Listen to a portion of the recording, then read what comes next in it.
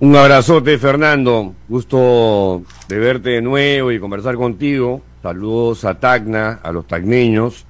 Y gracias a ti por el interés en seguir este caso que en la prensa limeña prácticamente ha pasado desapercibido, ¿no? Mientras que la prensa internacional le ha dado un rebote impresionante.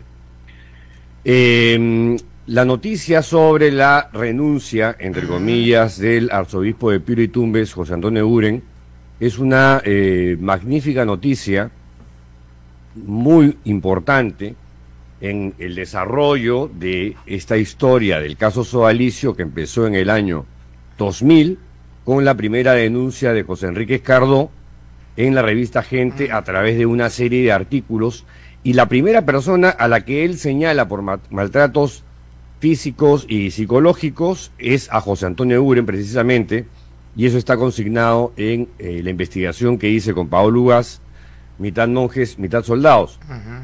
En el 2015 es que publicamos esa investigación periodística, y la persecución contra nosotros arranca el 2018 formalmente por la propia institución, y nada menos que por el mismísimo José Antonio Eguren, quien nos querelló por difamación, a mí en primer lugar y luego a Paolo Ugaz por 7 tweets que informaban sobre esta cosa, digamos, muy particular, en la que José Antonio Eguren le daba la bienvenida al Papa cuando su arquidiócesis es la de Piura y Tumbes. El Vaticano acababa de nombrar a un comisario apostólico 6 días antes.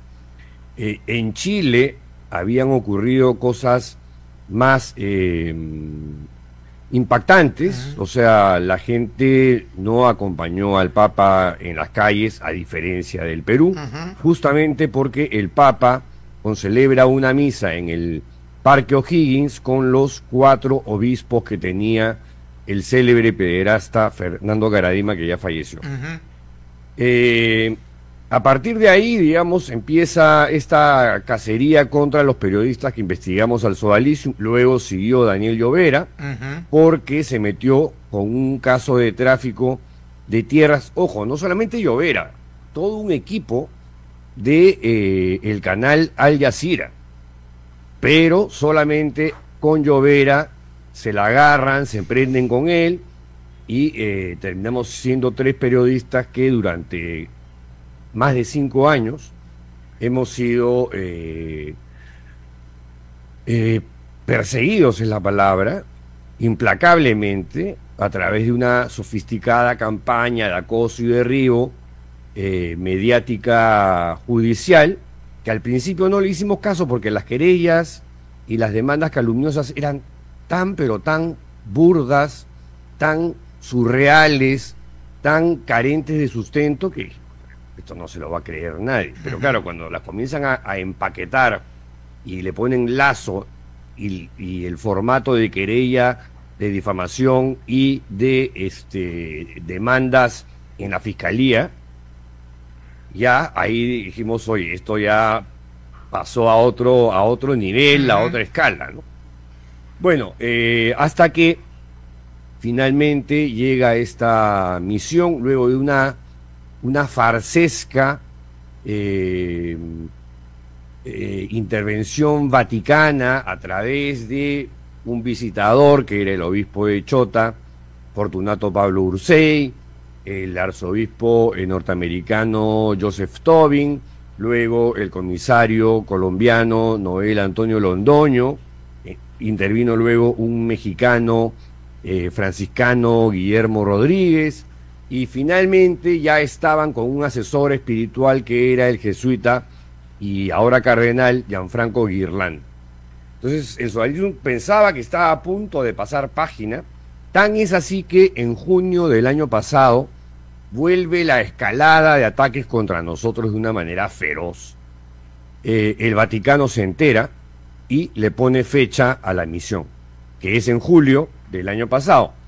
Y a partir de ahí, a través de una serie de reuniones que tienen a lo largo de una semana completa, y por lo que tengo entendido, gente que me ha llamado, Desde allá, la misión denominada Scicluna Bertomeu, por el arzobispo de Malta, Charles Scicluna, y Monseñor Jordi Bertomeu, ambos de la Congregación para la Doctrina de la Fe, que es el dicasterio más importante de todos los dicasterios en el Vaticano, y se da un despliegue impresionante por la puerta principal de la Nunciatura y por el estacionamiento con camionetas, columnas polarizadas y algunos que salían con sombrilla para evitar que los fotografíen de los edificios aledaños, porque era casi como una película de espionaje. Ahí yo me di cuenta que la respuesta vaticana venía en serio, porque yo había seguido el caso de Chile, y cuando la misión Scicluna Bertomeu actúa por primera vez en tándem, generan la renuncia obligatoria de prácticamente la totalidad de los obispos chilenos. Una cosa inédita en Chile, histórica en la Iglesia Universal. Y ahí nosotros con sana envidia veíamos lo que pasaba en Chile, pedimos que esa misión también llegara al Perú, y finalmente llegó en julio.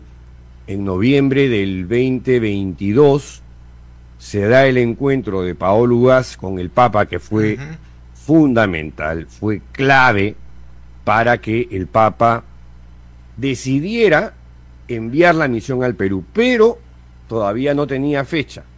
En diciembre publico yo el libro Sin Noticias de Dios, que, aunque algunos no lo crean, fue lo que generó el allanamiento a mi casa, porque se querían llevar el libro y el fiscal a cargo fue casi explícito en conmigo, de que necesitaba llevarle algo a su jefe sobre el libro. Le dije, acá y le di un disco externo, le dije, acá está el libro. Es verdad que yo no fui absolutamente honesto, estaba el libro, pero eran 150 páginas del libro. Yo ya estaba en la página 700 y pico, porque es un libro de 894 páginas. Tú tenías tu disco duro empotrado en la pared. Tengo esta computadora, está sigue empotrada en el cuarto en mi habitación, o sea, por eso que tengo este biombo atrás, porque decía, ay no, qué feo que se vea tu cama, dije, pero por suerte vinieron con comba y no con una cizalla. Si venían con una cizalla, sí se llevaban la computadora, se llevaban el libro y me dejaban. Se llevaron tu celular y se llevaron el disco externo. El disco externo, el celular todavía no me lo han devuelto, la investigación ya venció sus plazos hace medio año. ¿Y ni lo han abierto, seguro? No, sí, ya, ¿sí? Deslacraron mi teléfono, deslacraron el teléfono de Janet Talavera, no encontraron nada, porque no había nada. Esa fue una investigación fabricada además por uno de los títeres del sodalicio en esta historia, Edgardo Palomino Martínez, miembro de este elenco estable de difamadores, que tenía cada quien su función, ¿no? Algunos nos atacaban desde La Razón, Willax, La Abeja, y luego Palomino Martínez armaba estas demandas calumniosas contra Paolo Ugaz y contra mí, y luego un funcionario del sodalicio, Alberto Gómez de la Torre, gatillaba querellas por difamación contra Paolo Ugaz y Daniel Llovera. Es más, te cuento, a manera de chisme, después de una entrevista contigo, me llegó una carta notarial de Alberto Gómez de la Torre para que me rectifique sobre no sé qué cosas que había dicho en tu programa. Sí, a mí también me llegó. ¿Ah, sí? Sí. Creo que vive por acá, por Tacna ahora. Bueno, yo no rectifiqué nada, porque no tenía nada que rectificar, y la cosa quedó ahí, ¿no? Pero lo cierto es que se ha llegado ya este año, si bien es cierto, el proceso en Chile duró 3 meses, yo me di cuenta que el caso sodalicio iba a ser mucho más sofisticado, porque claro, Caradima era el cura de una parroquia en el bosque, en Santiago, en un distrito pituco, que es el de Providencia, Entonces era una cosa como más acotada, más chica, aunque Caradima tenía 4 obispos, ¿no? El Sodalicium tenía 2. Monseñor Kai Schmalhausen, que estaba a cargo de la prelatura de Ayaviri, pero que él con los escándalos renuncia, es uno de los sodalites que renuncia poco, con dignidad, digamos. Ya. Mientras que José Antonio Buren, si pidió perdón a las víctimas, aquí en Lima ese mensaje nunca llegó, ¿no? Y en la investigación, hace poco más de un mes, ya comenzaron a verse resultados. Se supo por un portal norteamericano, Crux, que Vaticano había enviado 8 cartas al superior general del sodalicio, al colombiano José David Correa, que acusaban a 8 sodalites de algo perfil de diferentes cosas. En 6 de los 8 casos pedían sanciones ejemplares que tome la institución, o sea, el sodalicio. Ya. Y le daban un plazo de 45 días para que hagan sus respectivas réplicas los acusados.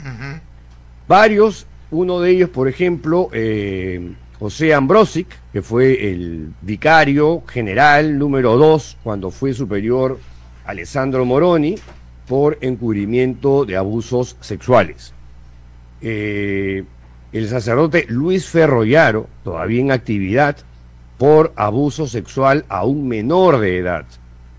Eduardo Regal, quien fue el que sucedió a Figari como superior general y antes había sido vicario general, o sea, el número 2 de Figari y de la institución, por encubrimiento de pornografía infantil. A Miguel Salazar, que es un sodalite emblemático en Arequipa, por encubrimiento del pederasta serial Jeffrey Daniels, que actualmente reside en los Estados Unidos y nunca se le expulsó. Eso, en su momento, por supuesto, la prensa peruana, pero ni una línea. Eso, o sea, le decía el Vaticano al sodalicio, sí, tienes que sancionar. Sí, bueno, según la nota de Crux, el sodalicium no quiso responderle a Crux, pero uno de los sodalites que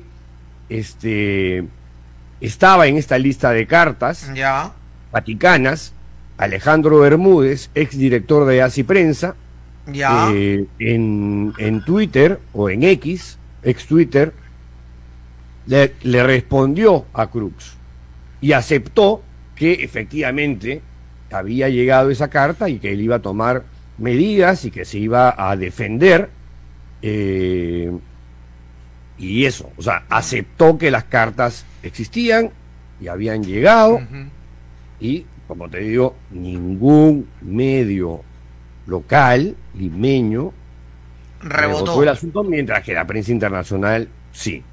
Y claro, lo de Buren ha sido mucho más vistoso y más impactante, porque se trata de la expectorada, de la eyectada del único obispo que le quedaba al sodalicio de vida cristiana, era el arzobispo de Piura y Tumbes, José Antonio Buren, que ahora está en condición de emérito, o sea, como ya no, jubilado.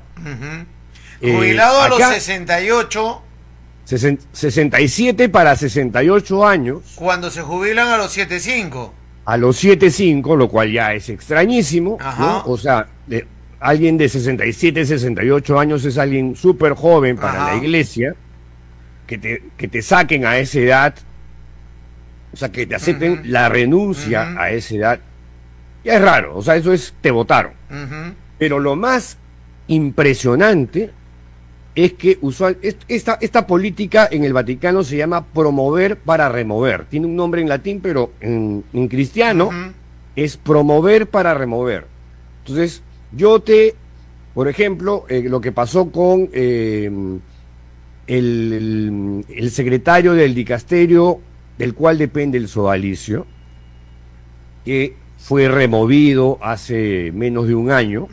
Es más, fue removido al mes que regresó la misión Scicluna Bertomeu al Vaticano, y que ha sido el que le ha tapado todos los penales al sodalicio, era como el portero, el arquero del sodalicio, y tenía muy buena relación con Enrique Elías Dupuy, sodalite, procurador del sodalicio en Roma, y tenía la relación con Rodríguez Carvalho en el dicasterio. A él lo promueven para que salga del dicasterio y le dan un sitio en el arzobispado de Badajoz, en España. Ya. Pero es una manera de decir, oye, mira, te voy a ascender, pero en realidad ya no quiero que estés acá, ¿no? Ese es más o menos lo que significa esa política vaticana de te promuevo, pero en realidad te estoy removiendo. No te quiero acá. Bueno. Pero eso no ha pasado con... Exacto, con Eguren. Lo inédito en el caso Eguren, y esto da mucho que pensar, es que a él no le han dado un destino. Lo han echado y lo han enviado a su casa, a una comunidad sodalite. Y claro, él podrá celebrar misas, matrimonios de sus amigos, de sus familiares, bautizar a sus sobrinos, y ese tipo de cosas. Podrá hacer confesiones, qué sé yo. O sea, podrá seguir haciendo uso de el ejercicio de su sacerdocio, pero ya nunca más va a tener poder. ¿Por qué? Es la pregunta de la cual yo no tengo respuesta, y el propio Eguren ha suscitado más sospechas, porque hasta el día de hoy, o hasta el día de ayer, que ha dado su misa de despedida en la Catedral de Piura, tampoco ha dicho las razones por las cuales el Papa ha firmado un documento para echarlo de Piura y que ya no vuelva a tener una diócesis a su cargo, que ya no vuelva a tener poder de ningún tipo en la Iglesia Católica. Eso creo que es una cosa inédita también en esta historia del sodalicio, que después de 13 años y ahora casi 14, finalmente han comenzado a verse hechos, acciones muy concretas que sí hablan muy bien de la misión Scicluna de Bertomeu, a diferencia de los farsantes que participaron en los intentos de reforma de la institución, que claramente no tiene reforma. Además, hemos visto que en la Operación Valquiria, el sodalicio hasta hace muy poco tenía un sicario, tenía un operador a sueldo para dirigir las investigaciones fiscales contra Paolo Ugaz, contra mí, y en el Poder Judicial no descartamos que haya pasado lo mismo con Daniel Llovera, porque lo de Llovera era una cosa que debió prescribir a los 3, 4 años, ha durado 6, ¿no? Con argumentos como tan jalados de los cabellos como difamación continuada y cosas así, porque alguna vez puso un tuit en el porque colocó un Twitter con el enlace. Sí, difamación continuada, o sea, mira, como sea, ya estamos como en una suerte de, no sé, de sensación de que el caso está avanzando y esperamos tener noticias antes de fin de año ya sobre cosas más relevantes, porque hay peces gordos que no se han tocado ni en las cartas vaticanas. Lo de Eguren es importante, pero hay otra gente que, vamos, o sea, yo sé que la misión Scicluna Bertomeu tiene en el radar y todavía no los ha tocado. Pero ¿es solamente gente o es la institución? Mira, ¿Pueden hacer algo ahí? Yo presumo que sí. O sea, yo nunca he ocultado que mi deseo personal es que cierren esa institución, que la supriman, que la disuelvan y que le pongan un candadazo para que dejen de existir este tipo de instituciones tóxicas que son sectas, son sectas dentro de la Iglesia Católica que hacen más mal que bien y afectan la imagen de la institución católica, ¿no?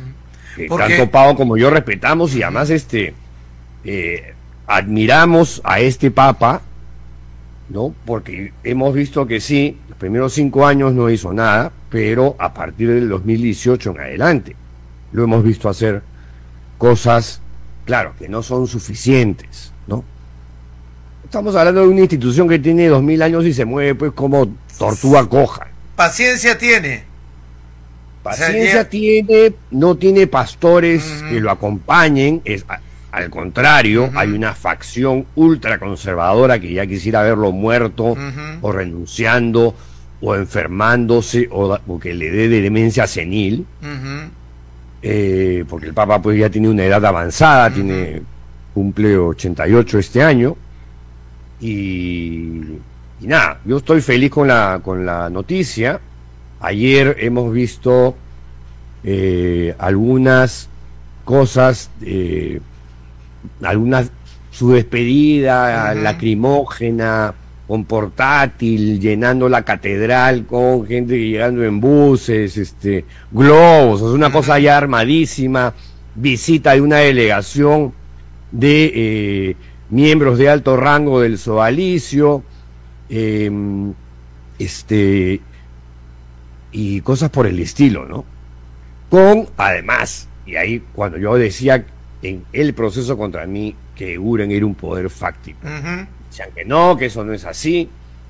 Bueno, resulta que ayer una de las tantas fotos que se ha tomado Eguren ha sido con todas las autoridades políticas de Piura.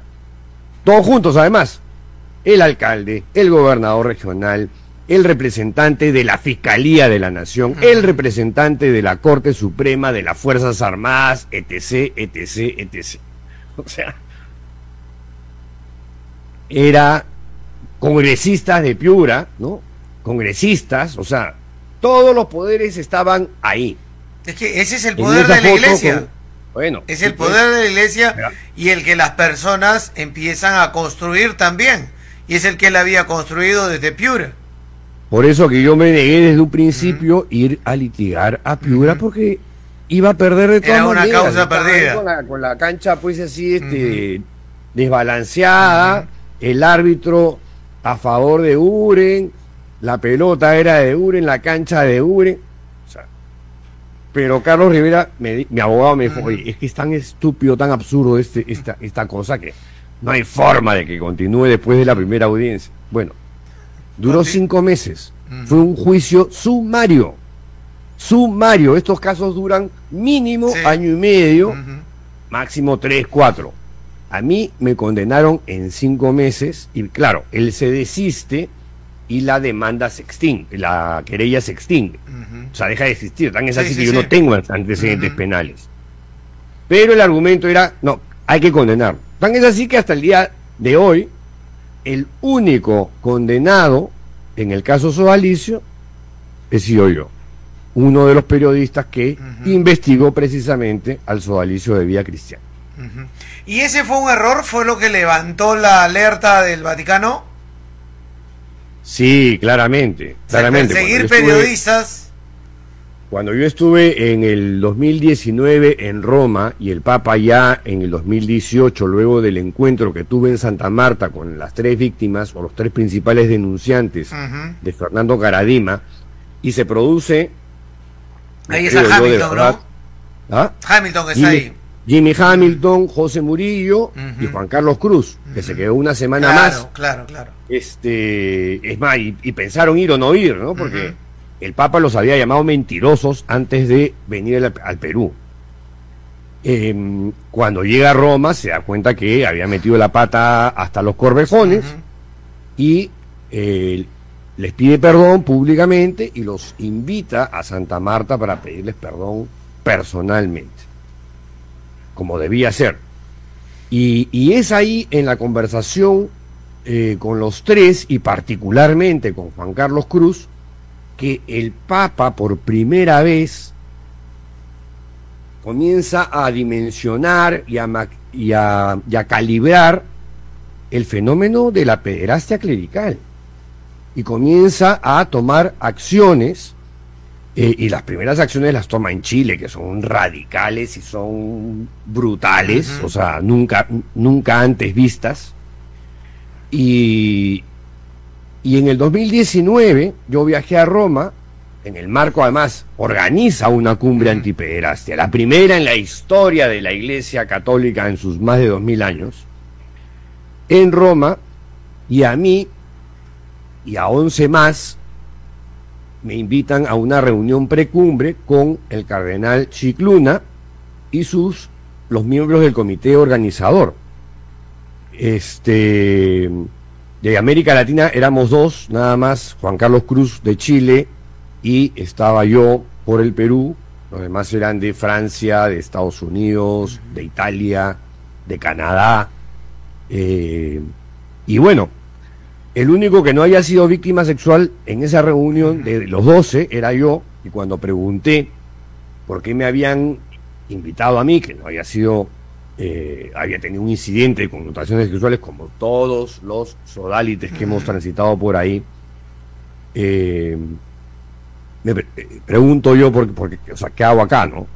Entonces me dicen, uno, porque tú has sido parte de, si bien no ha sido víctima sexual, ha sido víctima de los abusos físicos y psicológicos de esta institución. Estaban al tanto de cómo esta gente perversamente destruyó la relación con mi padre deliberadamente, a través de manipulaciones psicológicas, interviniendo las cartas de mi padre, botando al tacho las mías o quemándolas, qué sé yo.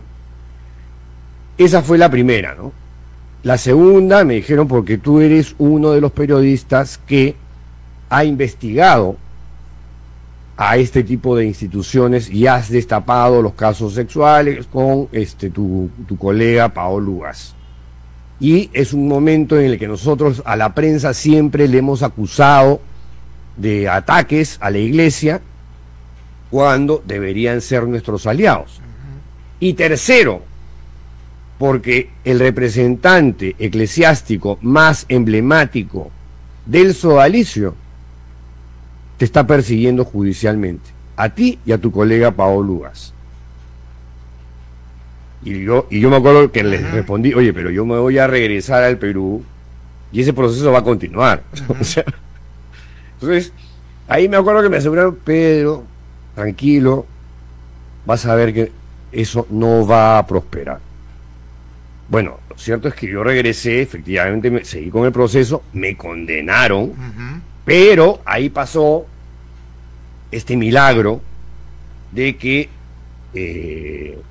el nuncio, bueno, después me enteré que el nuncio apostólico, Nicola Girasoli, en ese momento, ahora es otro, habló con Monseñor Eguren y más o menos lo que le dijo fue que si él quería seguir con sus procesos contra los periodistas Paolo Lugas y Pedro Salinas, estaba en todo su derecho porque pensaba que habían mancillado su honra, lo cual era mentira.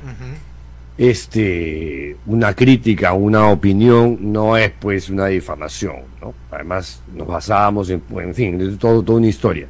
Yo usaba un símil, se llamaba Juan Barros Peruano, no lo acusaba de abusador sexual, no lo acusaba de encubrimientos de abusos sexuales en ese momento, pero en Sin Noticias de Dios me llegó información que sí sabía. Y 7 tweets informativos sobre quién era Eguren, que él consideró difamatorios, por cierto, y en Piura se los aceptaron en una, y nos llevaron a litigar allá. Pero a lo que iba es que, bueno, interviene Nicola Girasoli y le dice, si tú quieres seguir este proceso contra Salinas, bueno, vas a tener que dar un paso al costado, vamos a poner un administrador temporal hasta que tú termines todo tu proceso, ahí volvemos a conversar, pero tampoco nos gusta que utilices las plataformas del arzobispado para tus temas personales.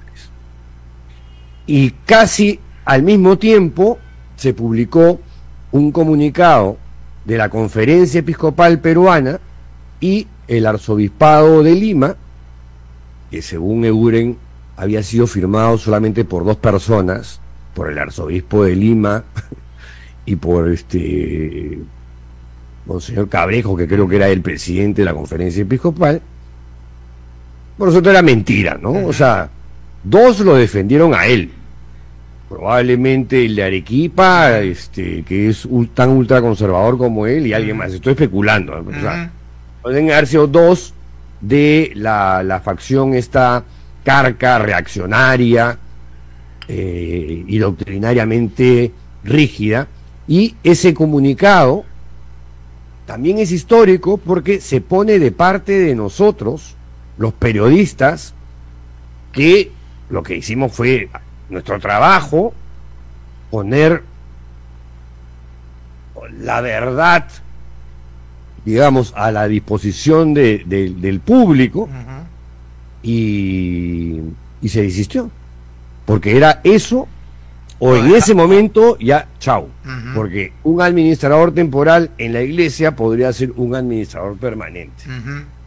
Y Eguren, que no es tonto, dijo, ok, sí, se desistió, pero mira, primero conmigo y ahí nomás con Paolo Ugaz. Ahora, pero ya en ese momento, si él persistía, ya se salía. ¿Qué le queda al sodalicio ahora? Se ha perdido a su cabeza y al más alto nivel, porque, digamos, ese es un poder el que manejan ahí. Y lo manejaban en la cabeza del arzobispado de Piura. Pero tienen un poder económico también al costado. Sí, claro, o sea, claro, tienen varios poderes que ellos manejan. Y lo hemos visto también en sus estructuras hacia la fiscalía, hacia los medios de comunicación. Lo mismo hacía Caradima, y está también detallado eso. Ahí para protegerse, y como los que dentro del sodalicio no van por una vida religiosa, van por otro canal, van por una vida civil, pero dentro de la estructura del sodalicio. Sí, claro, como laicos consagrados. Exacto, ¿no? Y arman poderes ahí al lado. ¿Qué le va a quedar al sodalicio ahora que pierde esto? ¿Qué puede hacer el Vaticano con respecto a este tema? Porque tienen un poder económico muy fuerte, muy importante en el país. Es una muy buena pregunta. Este año finalmente debe ver la luz el libro de Paolo Ugaz, que lo va a sacar en coautoría con Raiza Arroyo, una destacadísima abogada penalista, una trome, y ahí se va a ver cómo es cómo se ha manejado la cosa económica dentro de este imperio económico de fachada religiosa, ¿no? Como el Sodalicium es una sociedad de vida apostólica, en ese caso, los laicos y no los curas, a diferencia del Opus Dei o un montón de congregaciones religiosas, son los que gobiernan, ¿no? Y por supuesto que también hay curas que tienen un poder impresionante. Es más, o sea, en este segundo, el sodalite más importante, sin cargo alguno, sin ostentar ningún cargo, es Jaime Bertel Gómez, que es el que maneja la plata. Yo lo que presumo es que, mira, si en un escenario ideal el sodalicio es suprimido, la plata se la van a terminar llevando Jaime Bertel y 8 más, ¿no? Algunos sodalites, algunos del entorno de Bertel, porque han manejado de una manera personal o con testaferros, de acuerdo a las investigaciones que han salido a la luz, no solamente de parte de Paolo Ugaz, sino que también en Huayca y en otros medios.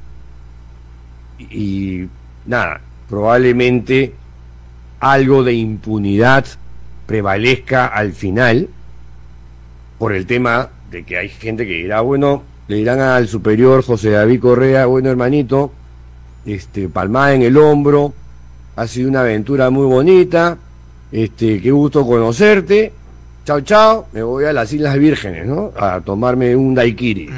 O sea, y a vivir allá. Pero tienen un montón de empresas en varios rubros. Sí, claro, que incluso claro. no pagan impuestos. Por el tema del concordato, en el caso de los cementerios, no pagan impuestos. Pero ese tema lo manejan Pao y Raiza. Ya, Yo la verdad que eso va a venir ahí. Eso va a venir ahí. Sí.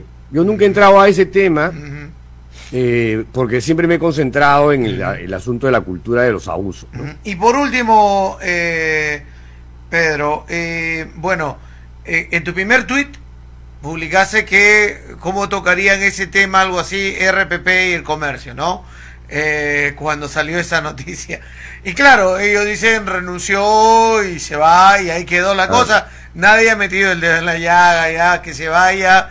Esto pasa. Nadie ha destacado lo que había que destacar. Oye, lo renuncian, o sea, lo están defenestrando como ha salido un montón de titulares de la prensa extranjera, o sea, titulares como fulminaron al ministro al obispo de Piura, José Antonio Eguren, defenestraron al arzobispo Sodalite Eguren, y así, o sea, claro, lo de la cabeza, el más encumbrado dentro de la Iglesia Católica es el representante de Sodalicio, fuera. Sí. Fuera, eso no ha salido.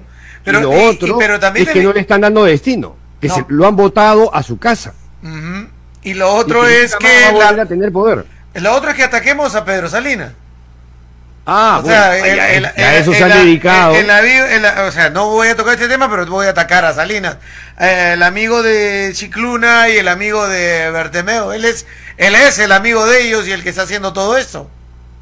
Malo. Es el abogado de Uren, Percy García Cabero, publica un extracto de una página del libro que escribí, Sin Noticias de Dios, en el año 2019, así como conocí a Chicluna en la reunión precumbre, conocí a Jordi Bertomeu, 2019, ¿no?